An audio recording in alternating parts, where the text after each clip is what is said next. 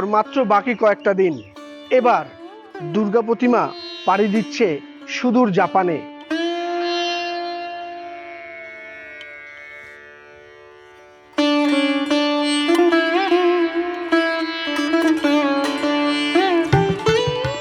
নদিয়ার কৃষ্ণনগরের ষষ্ঠীতলার ক্ষুদে শিল্পী, তার হাত ধরেই এই জাপানে যাচ্ছে 4 ফুট উচ্চতার দুর্গা প্রতিমা।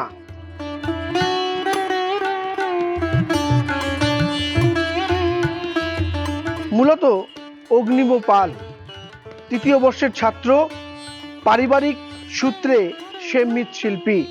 এর আগেও তার এই মূর্তি গিয়েছিল জাপানে, এবারও তাই তার মূর্তি গেল সুদূর টোকিও শহরে। খুশি শিল্পী অগ্নিব পাল, আগামী দিনে আরও বড় বড় মূর্তি গড়ে অন্যান্য দেশে পাঠানোর ইচ্ছা রয়েছে তার। এবছর এই দুর্গা প্রতিমাটি তৈরি করেছি। এটি যাচ্ছে ইন্ডিয়া থেকে সুদূর জাপানের উদ্দেশ্যে। আমি এটা আমি কাজ শেখা বিগত আমার 5-6 বছর ধরে আমি কাজ শিখছি এবং কাজ করে চলেছি। আর আমি এই প্রতিমাটি আগেও আমাদের 3 বছর আগেও একবার জাপানে গিয়েছে এবং এটি তুলনায় এর থেকে আগে যেটা গিয়েছে তা এর থেকে তুলনায় ছোট, এবং এটি যাচ্ছে এবার 4.5 ফুট বাই 4 ফুট 2 ইঞ্চির মধ্যে।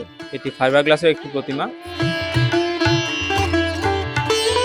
স্বভাবতই একেবারে কৃষ্ণনগরের মৃৎশিল্পীদের মুকুটে আরেকটা পালক এই অগ্নিব পাল।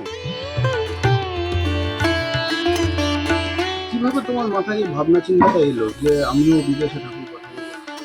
এটা আসলে আমাদের পারিবারিক সূত্রে এই কাজ। আমার বাবার হচ্ছে অলোক পাল, তার মাধ্যমে আমার এই কাজের মধ্যে আসা। তার মাধ্যমেই আমি এই কাজটি আমাদের আগেও গিয়েছে সেহেতু এবার আরও বড় প্রতিমা যাচ্ছে আমাদের জাপানের উদ্দেশ্যে।